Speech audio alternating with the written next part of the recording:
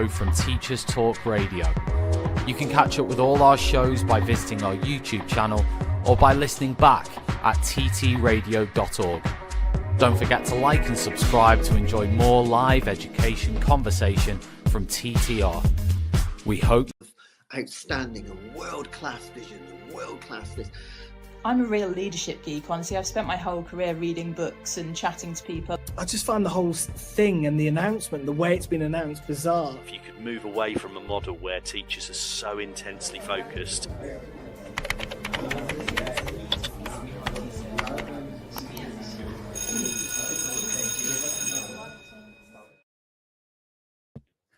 Hello, good evening, and welcome back to Teachers Talk Radio Tuesday Twilight Show. Every second Tuesday from 6 p.m. live with me, Timea, and where we always concentrate on one hot topic in higher education.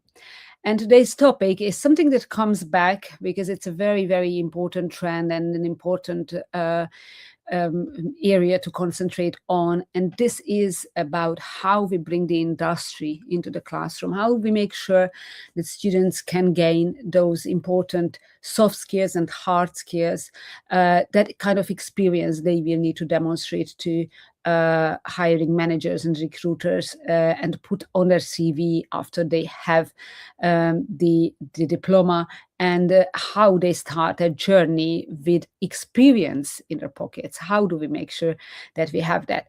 I will introduce my two fantastic guests who I brought to you today, and feel free to chip in, feel free to comment, feel free to send questions or to share experience. We're all about sharing good practice, and we come together with all my fantastic guests and all the listeners to share the know-how and what we've already done. So I'm so excited to invite them very soon.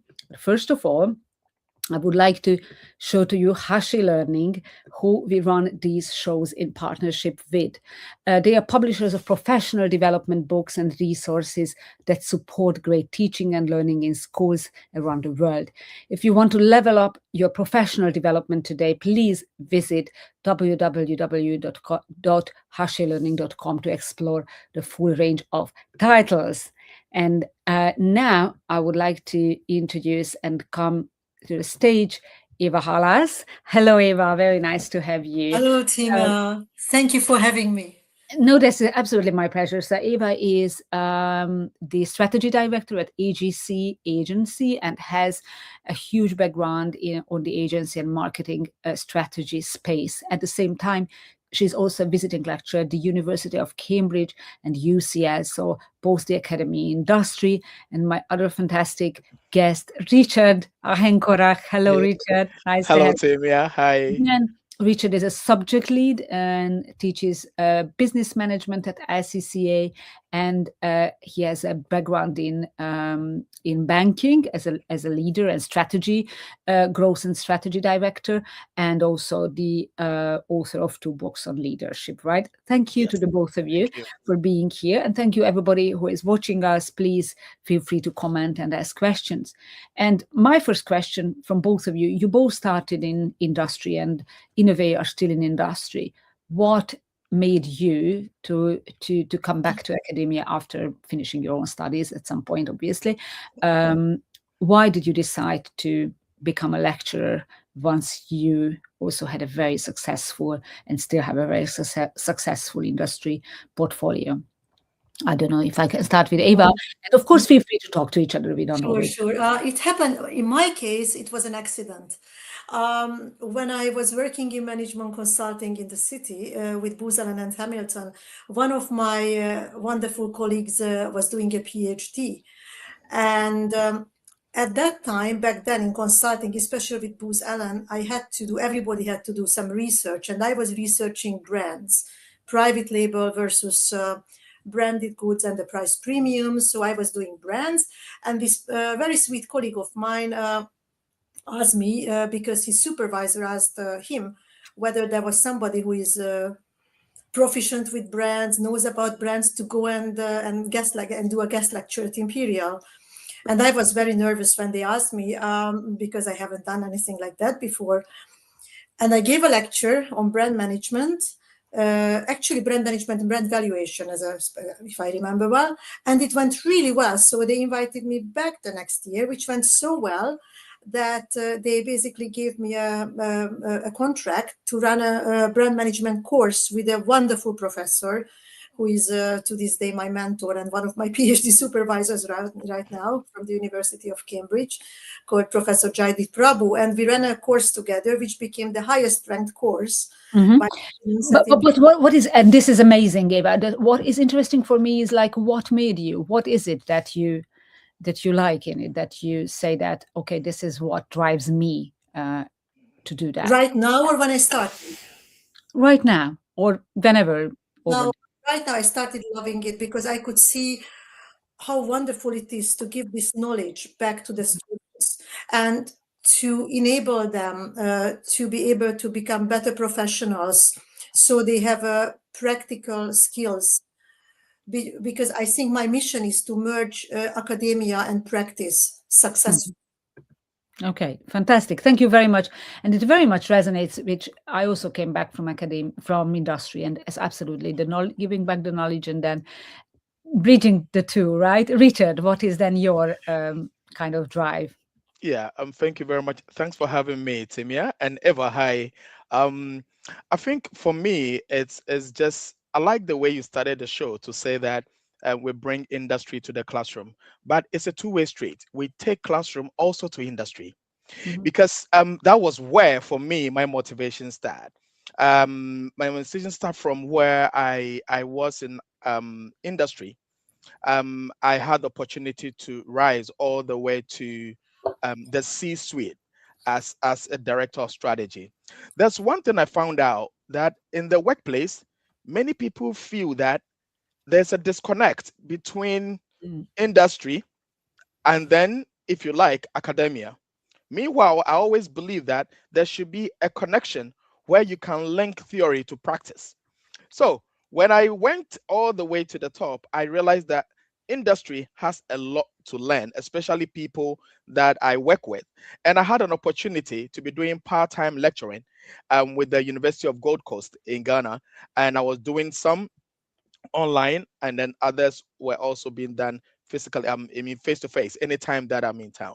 So when I started doing that, I saw that merging industry to theory, or merging theory to practice, gave me a fine blend, if you like. I like myself now. I like how I feel anytime I teach, because I'm able to connect whatever is happening at the workplace to the classroom, and I can also take the classroom to the industry, and that is my motivation. And I get excited anytime I teach in the area that I've excelled so well in industry. Yeah, thank you, Richard. And it very much comes across whenever I see you teaching. I really love that. And it's a very good point that it's a two-way street. And I already mentioned it in another show when we had employability, that I'm a bit upset to see this kind of divide, that whenever I talk to business and mention in many places, at a networking event, mention academia, that kind of like it turns everyone off, like, oh, this is not for us. We are in a business. And it's also true the other way around, that in academic circles, when you mention any kind of like a business networking event or a business conference, it's kind of like, okay, it's not for us. Well, it couldn't be more untrue, right? So it's so much about the two, how they collaborate. And we will also go back to, I really loved your point. I put this down that I wanted to ask this also, what business can learn from academia. Okay, so that will come back.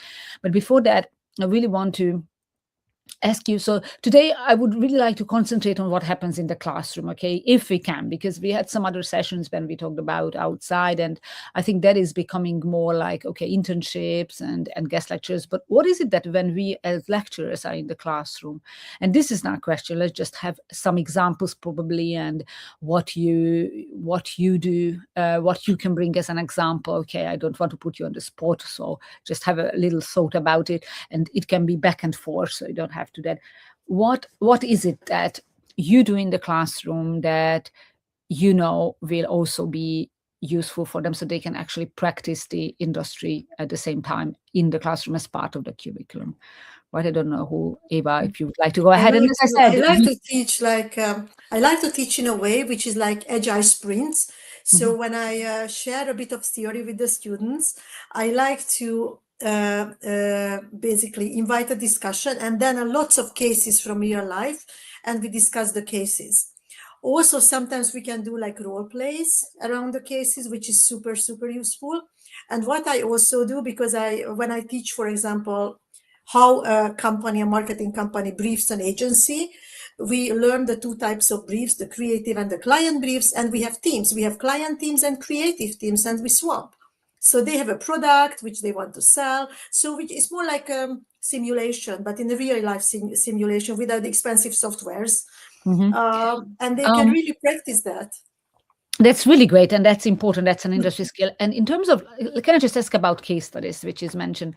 How do you select those case studies, and how do you make sure that they are diverse, they are up to date? Because sometimes I can see that there are case studies from Tesla and Google and Tesco's, and I can see that our students will not necessarily, and it's an entrepreneurship model, our students will not set up. They might work there, but like if it's an entrepreneurship. So you see how sometimes I feel like some of those cases, and it's not it's not what you do, Eva. So this is a question: how to make sure that we can keep them really up to date and diverse, and offer students a really good opportunity to see variety.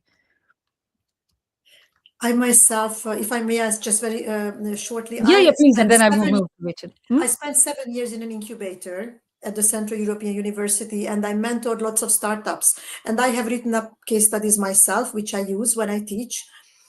I also use client examples if my clients let me use that. So I use that too, which is also great. And I'm also a judge on the Effie Awards, so I can, I'm going to write up a couple of case studies now from Effie winning companies, obviously with their permission, and co-write the case studies with them. Because the other thing is that students, all these like long Harvard case studies, like 15, 20 pages, they don't really like to read them. Yeah, this is fantastic. And this is why it's good to have somebody from the industry. I just put down would like to go back to case studies, but now I would like to also hear from Richard. The original question was, to be fair, is what are the things that you use in the classroom as to have them practice the industry? Yeah, I think one of the things that I personally look at is getting everybody involved. When I see classroom participation to another level and the interaction from colleagues, it gets me excited. So one of the things that I use is to put colleagues, or to put students in teams. I love to put them in teams so that they can come out to innovate, brainstorm to come up with innovation and creativity. One of the things that I've learned basically is that when students finish school and they join industry, they struggle, especially if they are that type of student that they want to do things by themselves. But when they get to the workplace, they realize that, oh, in the workplace, no person has achieved greatness unless a team. They always remember what we have done in the classroom. So normally I like to put students in teams, and beyond putting them in teams, I give them tasks within the teams so that by the time they finish, everybody else would have played a role. For example, when I'm teaching Belbin's team roles, and I put them in teams and I give them roles, by the time they finish, you see who is the planter, the communicator, whoever is involved, you find each and every one being part of it. One other thing that I also use, basically, which I think, Timmy, I have learned a lot from you as well, is the active blended learning. Basically ensuring that you use all the practical bits of the learning lessons as ways of creating an environment to get everybody involved, from videos to just reading case studies, just like Eva has mentioned. And I also ensure that I learn from the students myself. There's one way I do to learn from them, because when I do that, I believe that learning and teaching will be going in place. I also believe that students learn very well when they learn amongst themselves. So I also encourage peer learning. So there are instances that, apart from grouping them, breaking them, these are the things that happen at the workplace. So you realize that when you're able to practice this in the classroom, when they get to the workplace and then they are put into project groups at the workplace, they know that they have already gone through a certain form of simulation, which becomes more relevant to wherever they are. So whatever I'm doing in the classroom, I still have their progression in mind. And that is Mhm. how I do it, Timea. Yes, and thank you very much, Richard. But let me ask this question. Do students know this?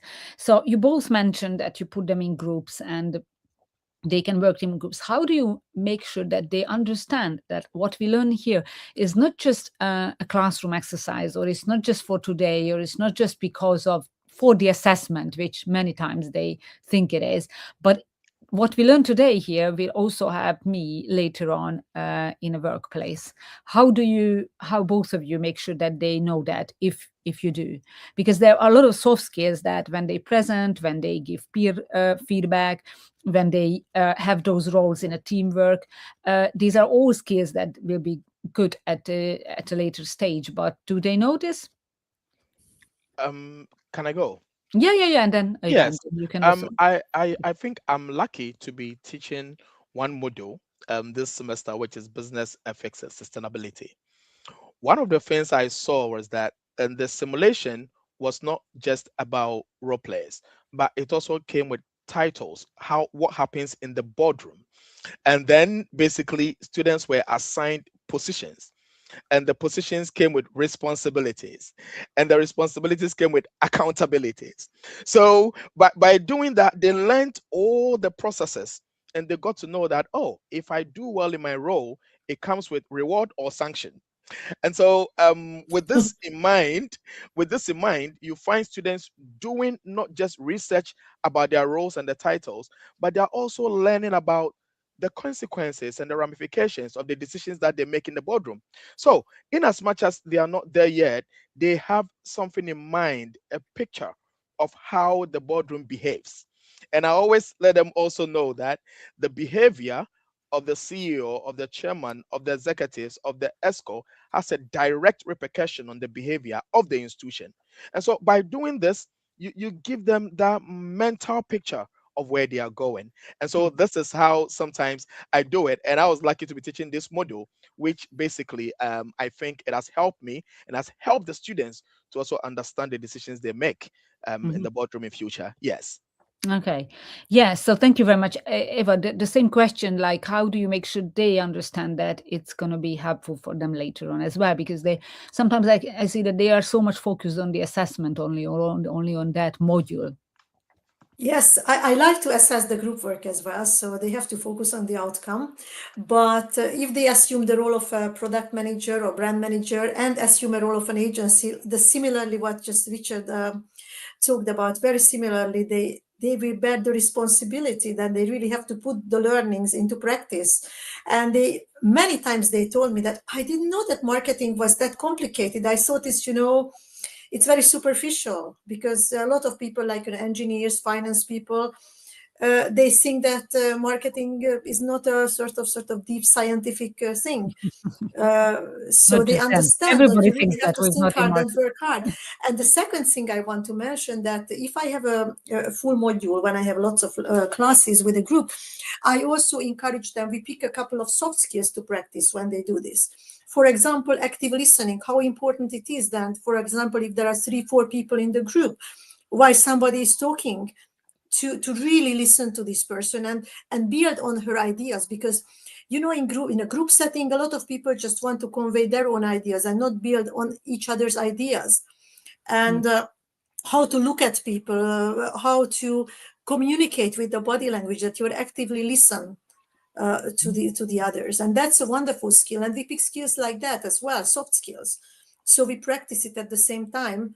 Meanwhile, we are also learning the hard skills. This is wonderful. This is wonderful, Eva. And I obviously agree with you that we work for the assessment and prepare them. But what I think, that we talk a lot about embedding employability into the curriculum, which is needed. But at the same time, we should also emphasize those things which are already there and soft skills. So when students sometimes, like, they don't want to be in another group only with their friends, or coming from the same country if it's an international group, Yeah. and when we ask them to actually put in other groups, and we can tell them that, look, this is to build those relationships that will help you later on. This is to learn to work with various types of people and various personalities. And really, I think that this is another skill that probably should really be introduced into academia when the lecturer raises awareness of every action, that this is something that when you finish here is something that will help you. Because many times when they face these challenges during the sessions and they just don't want to do it, and later on we hear when they get a job later on that, oh, that was one of the most useful session, or one of the most useful thing you made me do, and at that time I just hated it, right? So sometimes we have this feedback. So I think it's not just building in, right, Eva? I don't know if you had this experience, but it's also telling them each time that actually this is how it will help you later on. I usually tell them that you will get to a point where you will be rewarded not with marks but with money, and we prepare you for that. And and this is the same. I think it's about attendance, that if you are the one who gets used to it, to be there on time and before time, and you become you are the one who people can count on, that it gives a very good impression. Then if you later on want reference from me, I will say whatever I experience. So kind of have this awareness that it's not just, years later that they have to act, right? I don't know what you think about it, how much it's already part of, how do you think it's already part of the teaching overall, to emphasize this? Because I think a good teacher should sort of push students out of their comfort zone. And that this is also what you just illustrated really well, is just pushing them out of their comfort zone. And also thinking wise, oftentimes I feel that students, we have so many things now, from AI to social media, or internet, so many resources that gives you instant answers. And oftentimes it can be also quite frustrating for students, that I tell them, think more, go back, okay, that's fine, but you have to think more, but it's ready. No, I said, it is not ready, you have to think more, and it will get them very frustrated. But what I tell them is, this is the only way you can compete with AI and everything else, that you think. That you reflect and think. Yeah, exactly, and think more, deeper. When the same thing happened to me in management consulting. Sometimes I thought I was ready. They told me, you're not ready yet. You have to think more. You have to spend more time. This is Kahneman's thinking fast and slow. You have to encourage slow thinking, not just instant. Absolutely, very good point. Very good point. Yeah, absolutely. Richard, what about you? Yeah, I think what you said is 100%. As Eva also said, normally what I try, or what I do, I don't even try. What I do with students is, from day one, I remind them of cultural intelligence. I remind them of self-awareness. They should know where they are. I also remind them of the way the world is becoming now. One of the drastic things that is happening to the world is technology and globalization. So you cannot always want to be in the place where you are familiar with the people you know. The workplace can push you to a department where you are new, but you have to find a way to create new connections, bond, and then find a way to survive by creating a new team. So when they become aware of this, which I normally do with my students, especially from day one that I meet my first students, I set the ground rules. And as part of the ground rules, I tell them that I can be moving anybody from team A to team B. The important thing is that there should be Do they like it? Do they like no, it? they don't. No, they don't. Yeah, they're not happy. But at the workplace, it will happen, right? It will happen. It will happen. The workplace, you'll be there, and the next day you'll be transferred from Holborn branch to, let's say, Manchester, and you need to find a way to learn within the team. So I talk about cross learning. I also tell them about learning to live with new people. You have to be a global citizen, so that globalization will make meaning to you, because whether you like it or not, globalization has come to stay, and it is one of the drivers, and it makes the workplace exciting. The things that they are scared of, I try to let them create some kind of excitement so that they'll be happy about it. And this is what I normally do with my students. Yes. That's really great. Fantastic. It's really, really important. I will ask you about, you touched upon technology, Richard. That's very good, relevant point. So when we talk about industry practice, industry has some software or any kind of, we will go into AI. Let's start with software, if we can, not AI, and then we can move to AI. If you have them be familiar with any of these, and how much you have to then always keep up to date, how much you have to teach them to actually keep themselves up to date later on. Okay, so that will be my next question. But before that, you can have a little thing, because I would like to just shout out about BET, which is the biggest week in education from the 21st to 23rd January in 2026. So it will be a very good start in Excel Exhibition Center in London. I was there in previous years. It's a huge, huge extravaganza with amazing sessions and with amazing immersive workshops, thought-provoking speakers, hundreds of hours of CPD content, cutting-edge technology. You can try a lot of things, and obviously you can also network with others from the industry and the amazing exhibitors and other educators. So it's completely free for educators, so you can get your free ticket today by visiting the website uk.betshow.com. And I'm coming back my two fantastic guests for today when we talk about industry practice in the classroom in higher education. And I have Eva Halasz with me and also Richard Ahenkorah. Thank you very much for being with us. And so far, we've just really touched upon a lot of exciting things already. And let's move a bit about the industry software. So whatever is like, obviously, both marketing and finance and leadership and management is like, obviously, any area you will need to use some software. How do you have students be familiar with this? Let's start with Eva, then, if that's okay. To be honest with you, I use the second theme will be more relevant because I use AI and I make students use the AI quite a bit. When it came to softwares in my field, I didn't really teach search engine optimization.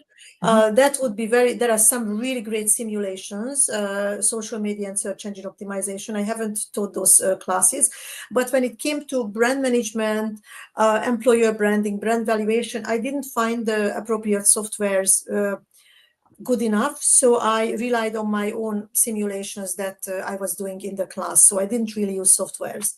Oh, so how do you mean on simulations? You build something, or you? It's just basically, let's say, role play, but basically live briefings, agency versus client, marketing director versus marketing managers, and I gave them tasks. So I looked at a couple of softwares that the schools I was teaching with were using, and I didn't feel that they were sort of flexible enough and up to date enough. The up to dateness was a big issue for me, but maybe it's just my era.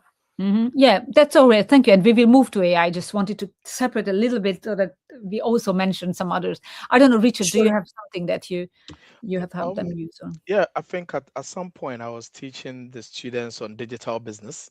And then in doing that, there were areas where students must learn to have their own website.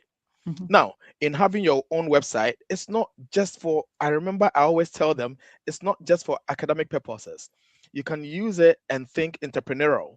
So those who had some side hustle, like they say, and they have their own side businesses, took advantage of that. We use WordPress, and those who were having challenges with WordPress, I proposed Canva for them. With the WordPress, there are areas that you have to pay. So I told them that if there are paid areas, just avoid it and then go with the Canva. What did that allow them to do?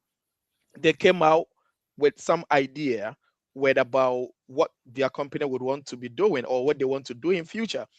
Then they started designing. They had some caption. They came out with a call to action.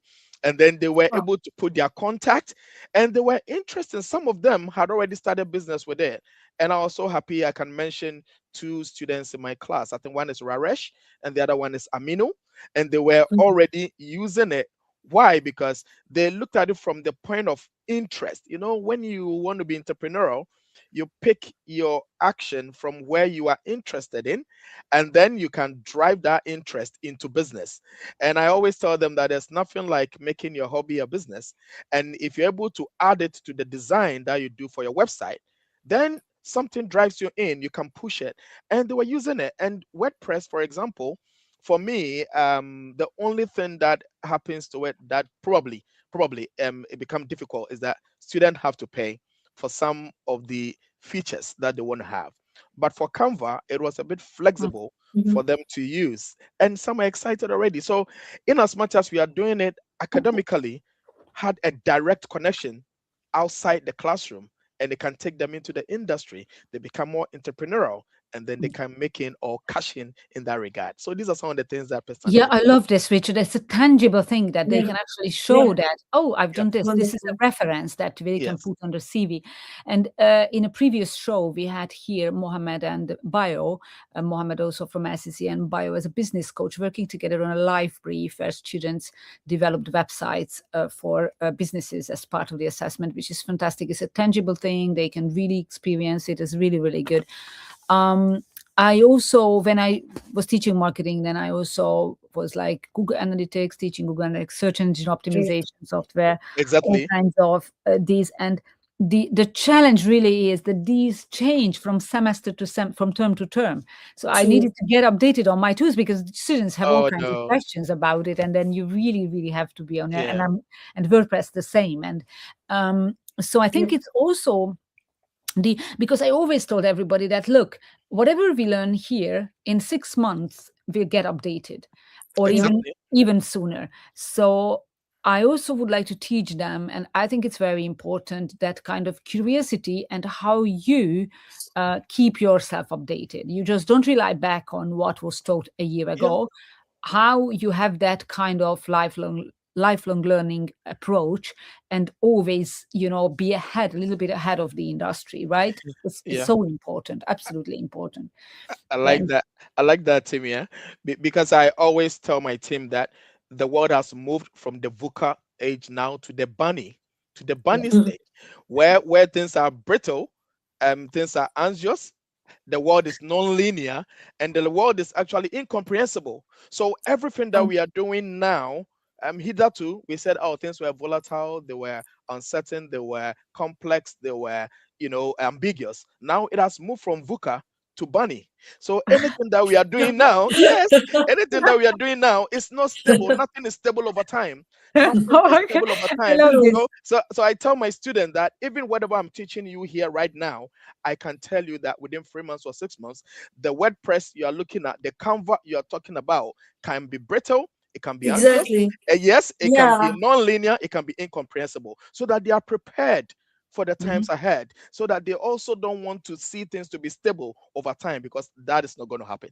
Yeah, that's a very good one. I didn't know that we have a bunny. Yeah, we have a bunny, and even worse than VUCA. After VUCA. So bunny had taken over VUCA now. These things are very brittle. Very brittle now. And then what can we do in this VUCA bunny area? And both of you, what can we do? What can you do that so that they kind of have some stability from you?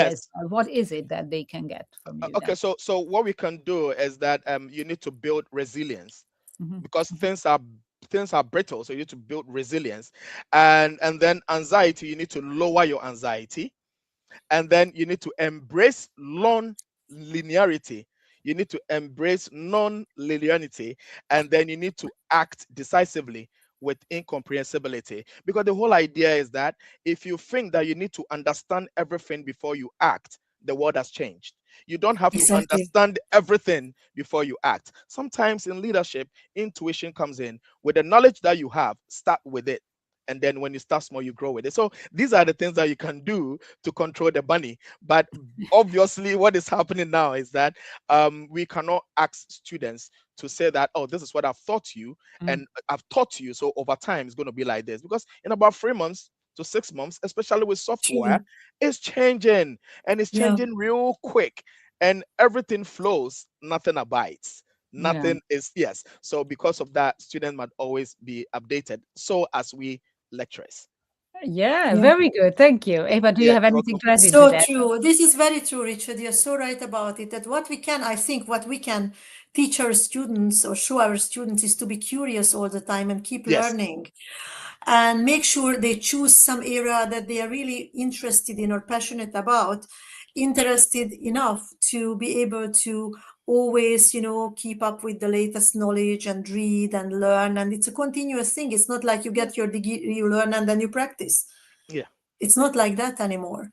Wonderful. Yes, absolutely. Wonderful. So we're moving to AI, and thank you everybody for now following us live. Please add your thoughts into the comments, and also please sign up on our website to our newsletter so that you receive the selection of the shows and also what's coming up. This is Teachers Talk Radio, Tuesday Twilight Show, every second Tuesday, 6 p.m. with me, Timea, talking with two brilliant guests who are Eva and Richard today Yes, on a thank hot you. topic in education. Today's topic is industry in the classroom, and we come to a point which I think we cannot avoid, which is AI.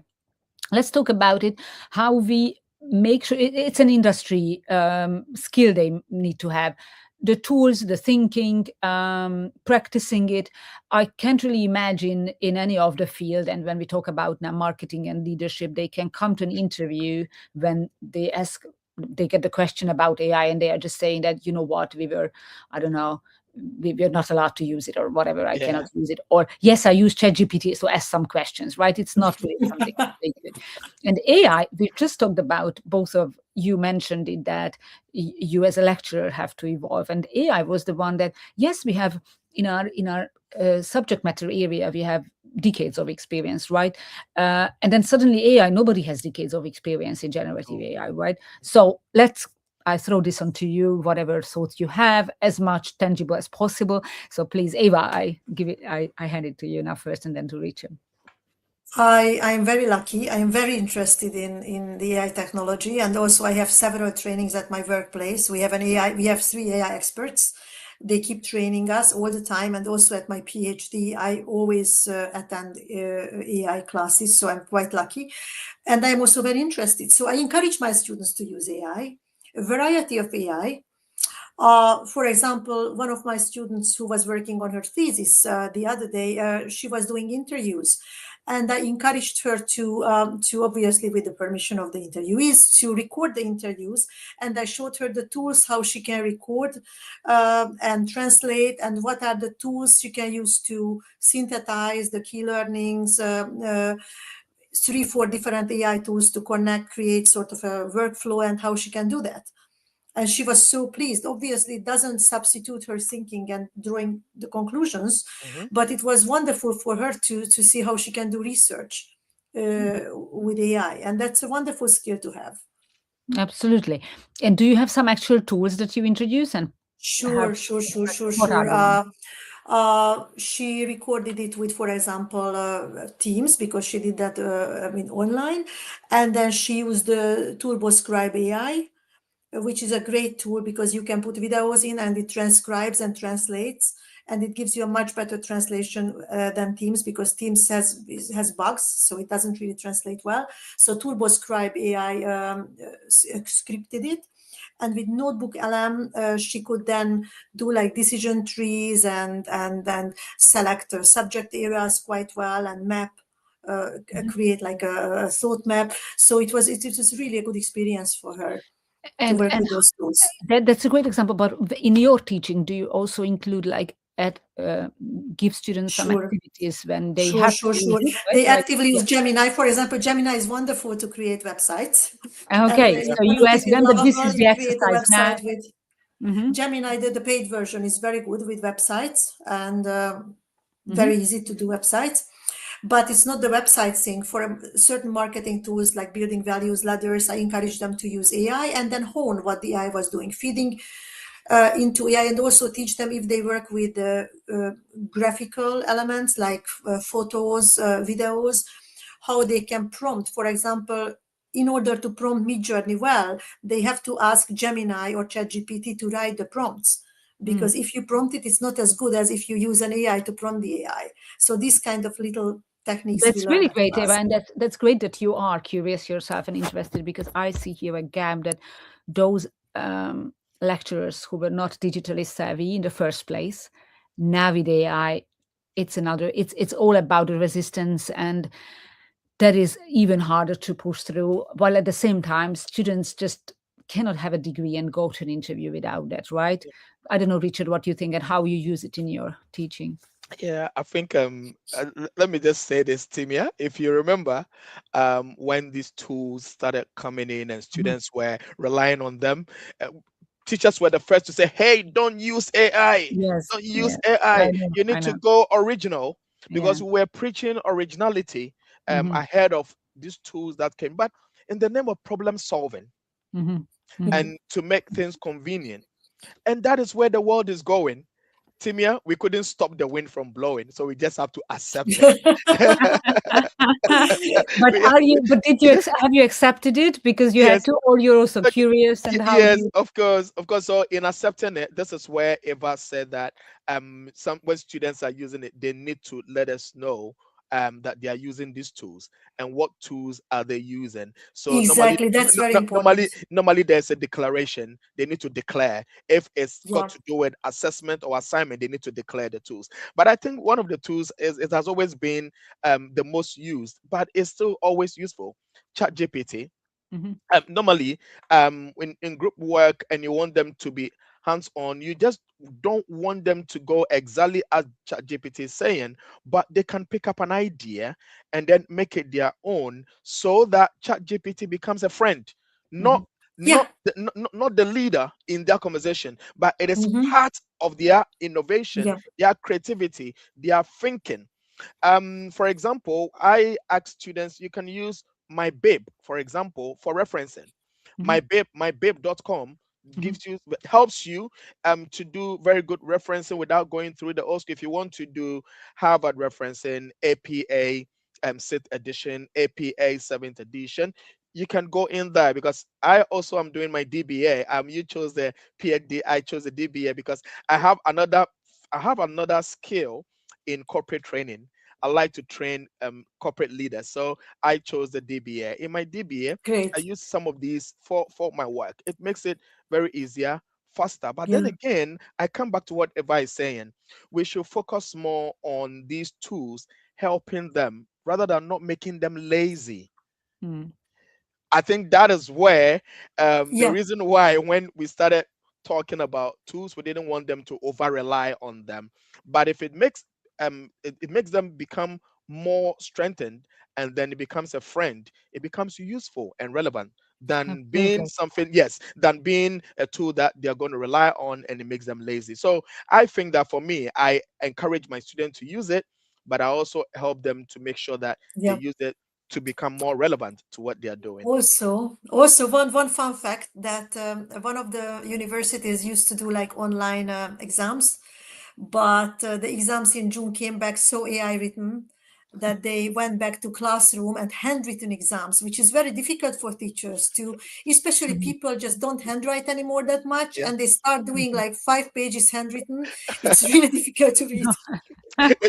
You know, let me tell you, Eva, with me, when I write, it's just like I'm learning to write again, because I don't remember the last. It's becoming difficult now. It's becoming so difficult because of where we are. So imagine, even with us, for me, with the age bracket, we had it very difficult. Then imagine the Gen Z and the Gen Alphas, it becomes even more difficult. So we can only help them to use the tools that would make them more useful, and then it will help them to be more efficient rather than being lazy.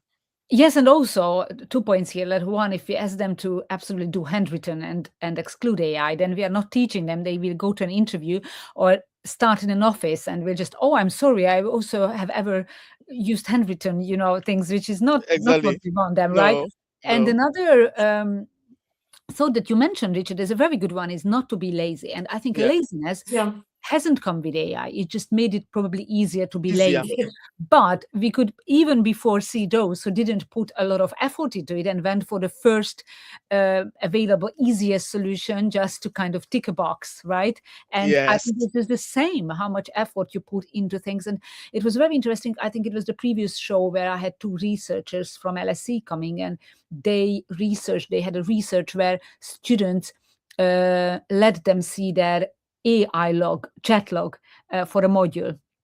And they could see the various learning styles and how students use AI, and put them into 4 different categories. And there was obviously they didn't call it lazy, the one who kind of took what AI said, and then other types who just used it, as you said, Richard, and both of you said that, as a kind of friend, or they went back to reflect on it. And this was interesting to see how the various ways, but they also said that it's not it's not just that one person is always one category, that it also depends on how fast you want to do it. Probably you are last minute and you have to do it in short notice.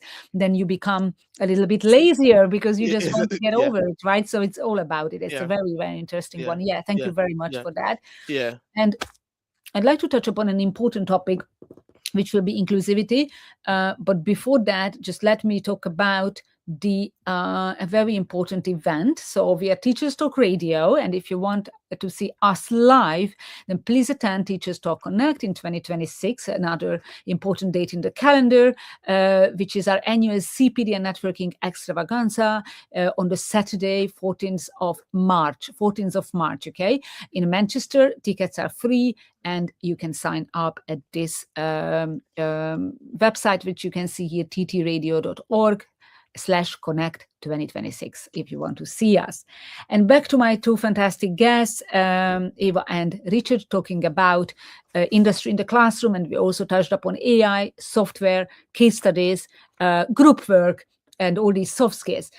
I'd like to come to an important thing, that it's all very exciting, except for those who it is not, right? There are some people who find it harder to keep up with all this technology, this case studies, this excitement. There are those who might not understand as quickly. There are those who don't want to speak up in front of others. And it is increasingly true for those who is it's in an English classroom when English is not their first language. So all in all, how do you actually make sure that you also cater for those who are not as quick, not having the first role, and need some more support? What is it? What are some strategies to help them, and also help them to actually have that industry skill? Because when they go to work at an office, then it's important for them to have as well. I don't know, Eva. It's very individual, but what I usually do and what can be successful, especially with those who are a bit timid, that I offer quite a lot of one-on-one sessions. So if they want to, it's up to them, or small group tutoring, just to catch up or discuss certain things which they haven't quite understood. They want to talk more, which I taught at the class. So just small groups or one-on-one. But if they do not have the attitude, the right attitude, that's difficult. But they have the attitude, but they don't have the self-confidence. Then I think it's with me, it's quite easy, because I'm very willing and very happy to spend time with those who are willing to learn. And do they approach you? So does it happen that they ask for those? I encourage them to do so, and they do, actually. It really shows that they need it. Yes. Yeah, in some universities where there's capacity, there's actually one-to-one tutoring where they can work with the tutor, but it's not the luxury of every university, obviously. And that's true. Sometimes you have 35 people in a cohort. Like Richard, yes, what do you do? Yeah, Timea, honestly, when it comes to the conversation around inclusivity, I have a certain approach, just to make sure everybody participates. I go with a very simple analogy that when you stand in front of an elephant, you will not see the whole part. You need to go back a little bit. Then you can appreciate all the parts of the elephant. So before I start especially my first meeting with my class, you will talk. You will introduce yourself. I use that to just check their personality types. I may be wrong, but I think most of the times I may be 75 to 80% correct. Those who are very introvertible, they find it very difficult to talk easily. And when you are giving them the task, it's not even about the language barrier. It's also not about communication. They find it, they are just introverts. And so I check. Normally, if it's not a very big class, I do 100% well. But if it's a big class, normally you lose it a bit. But I try to get everyone to talk, introduce yourself, the motivation for doing this course or doing this program. What is your expectation of me by the end of the 10 weeks or 15 weeks? What do you want to see me doing? What exactly had been your experience? By the time we finish the first class, I break the ice.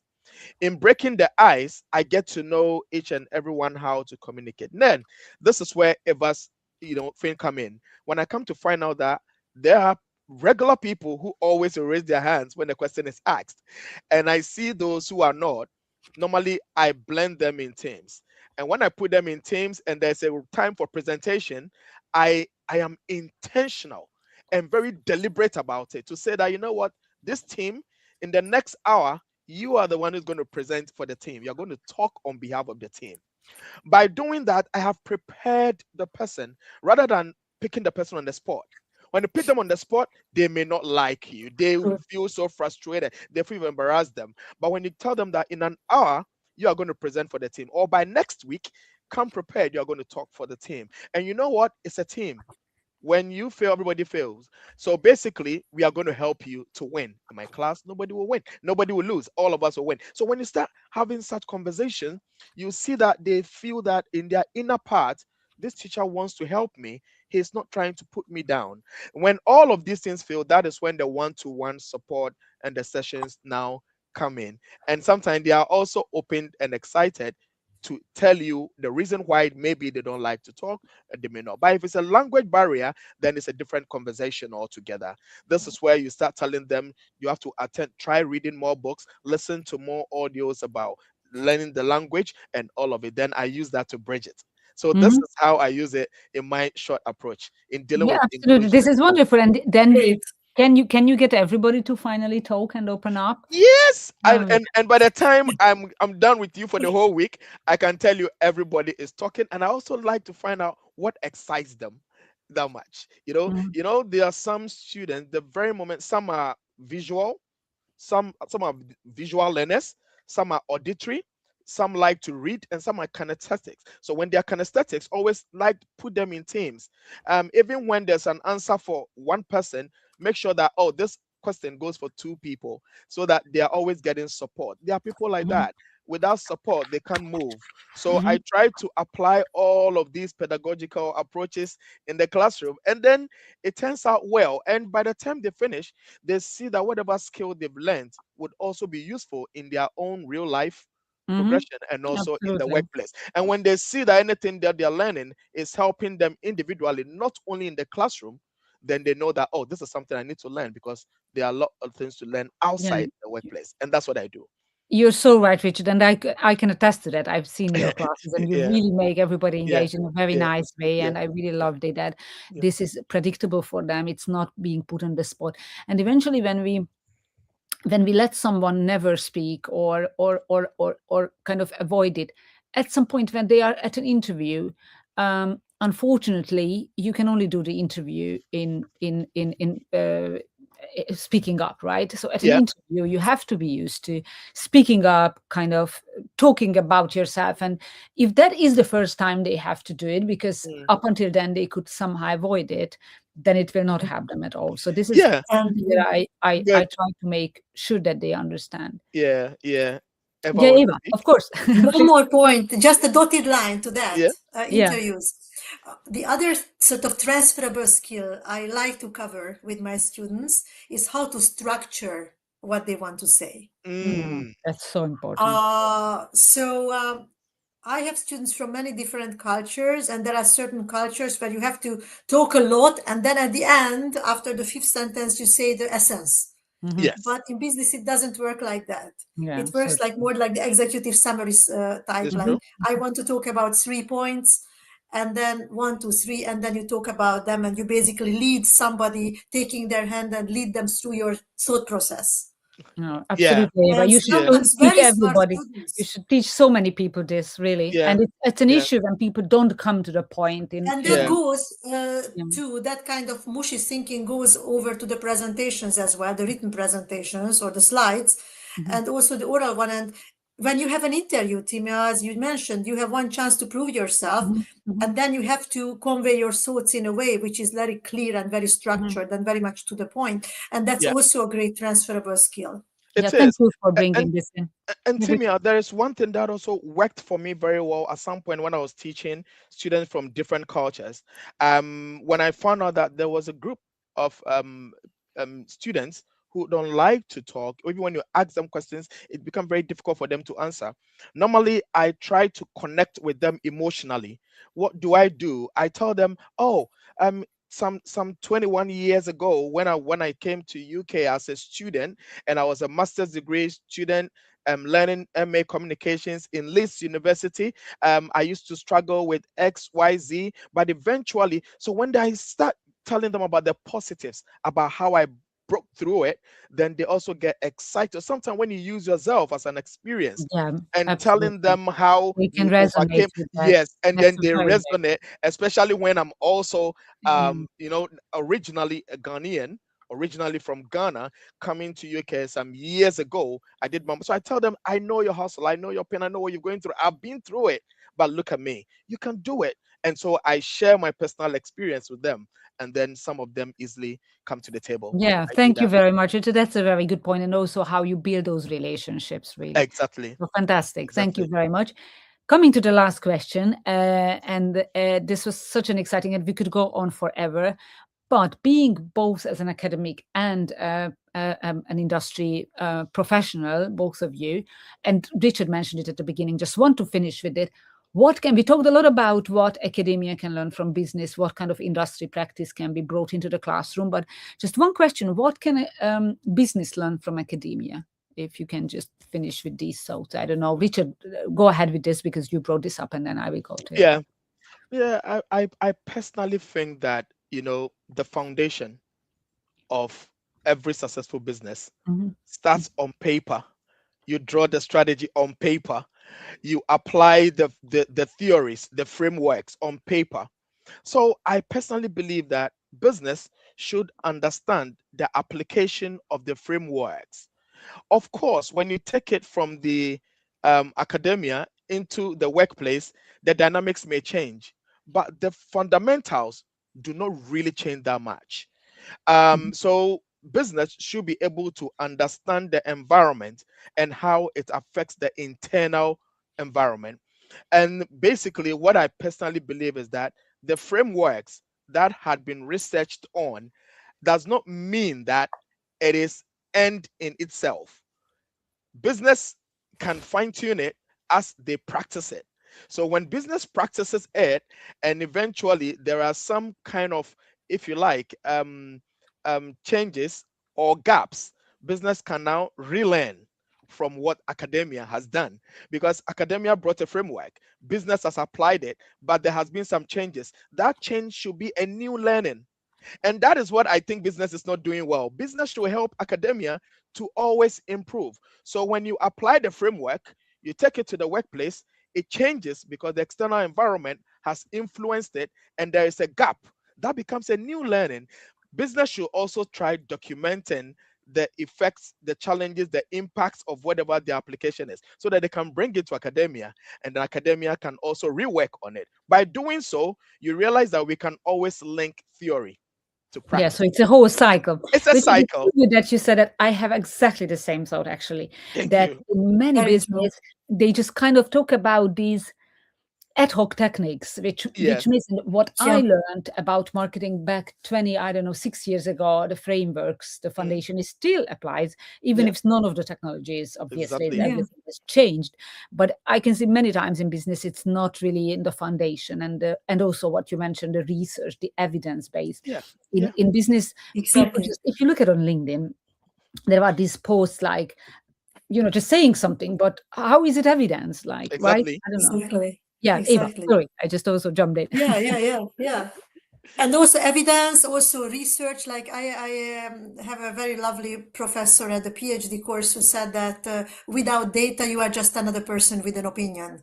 Yeah. Exactly. I love And that's this. also Oh, I true. love this. All Exactly. those CEOs should. Without I should Exactly. have evidence, and told also it there are to Exactly. MDs and CEOs. Yeah, I yes. love this. And also it's very important to, and also frameworks are very important. I remember my boss at Young and Rubicam back in London. It was when it was this big recession in 2010, and he was reading. He was a super intelligent guy, and he was reading Keynes. And I said, "Why are you reading Keynes?" He wrote it in the I don't know, 1930 something. And he said, it's so educational learning about the recession, because this is what's happening again. And I want to go back to his thoughts and works and see I can apply it here and here and here in my job. And that was just wonderful. Oh, fantastic. It was Wow. great to finish up with this. So thank you so much to Eva Halasz and Richard Ahenkorah, Thank you. both amazing It's my professionals pleasure. and Thank you also for having me. academia. Thank you. We've Thank learned you. a lot. And Thank thank you you. for your enthusiasm. Thank you for Yeah. bringing into academia your knowledge and industry knowledge as well. So I wish you a nice rest of the day. Thank you to Same. all the listeners. Goodbye. So I will just kind of remind you. Goodbye. Thank Bye-bye. you. Goodbye. Thank you to all our listeners who were with us today. And I will finally also would like to thank Harsha Learning, who are our partners and who we do this show in partnership with, publishers of professional development books and resources that support great teaching and learning in schools around the world. If you want to level up your professional development today, then visit harshalearning.com to explore the full titles. So thank you everybody for listening. This was the Tuesday Twilight Show today. I very much welcome messages, what you'd like to hear here, the guest you'd like to have here, or if you'd like to actually apply to be a guest, I would like to hear from you. And otherwise, please have a very nice rest of the time. Thank you for listening. Outstanding and world-class vision and world-class this. I'm a real leadership geek, honestly. I've spent my whole career reading books and chatting to people. I just find the whole thing and the announcement, the way it's been announced, bizarre. If you could move away from a model where teachers are so intensely focused